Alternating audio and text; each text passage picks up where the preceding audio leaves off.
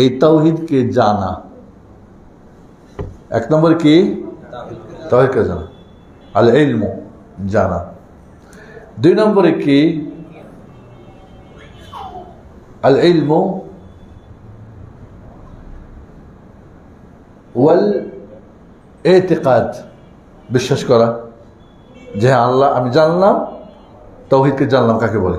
তাই তাওহীদকে বিশ্বাস করা যে হ্যাঁ আল্লাহ এক, তার নামে, গুণে, বৈশিষ্ট্যে, কাজে, ইবাদতে এক।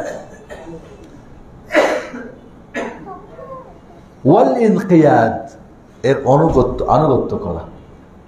ইলম ওয়াল ইতিকাদ ওয়াল ইনকিয়াদ। তাই তাওহীদকে জানা একটা ফরজ।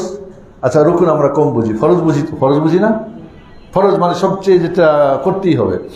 তাহলে তাওহীদকে জানাটাও এক নম্বর ফরজ, এই তাওহীদটাকে বিশ্বাস করাটাও দুই নম্বর ফরজ, এই তাওহীদটাকে মানাটাও কি 3 নম্বর ফরজ। তাওহীদের ফরজ কয়টা হলো?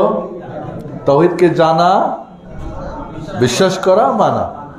তো এই যে আমরা তাওহীদের কথা যে বললাম না, তাওহীদ কত, কাকে বলে, আবিধানিক অর্থ কি, পারিভাষিক অর্থ কি, এটাকে জানা যেমন ফরজ। হ্যাঁ আল্লাহকে এবার বিশ্বাস করা যায় হ্যাঁ আল্লাহ তার নামে, কাজে এক, তার নামে, গুণে, বৈশিষ্ট্য এক, তার কাজে এক, ইবাদত একমাত্র তার। এবার বিশ্বাস করলেন, তাহলে কাজ করতে হবে না? হবে না? রুবুবিয়্যাতে যদি আপনি এক জানলেন, বিশ্বাস করলেন, মানলেন না, তাহলে হবে? এবার আমরা আসি তাওহীদের, তাহলে কয়টা রুকুন হলো? বলেন সবাই। তাওহীদকে জানা ফরজ আমাদের মনে থাকে।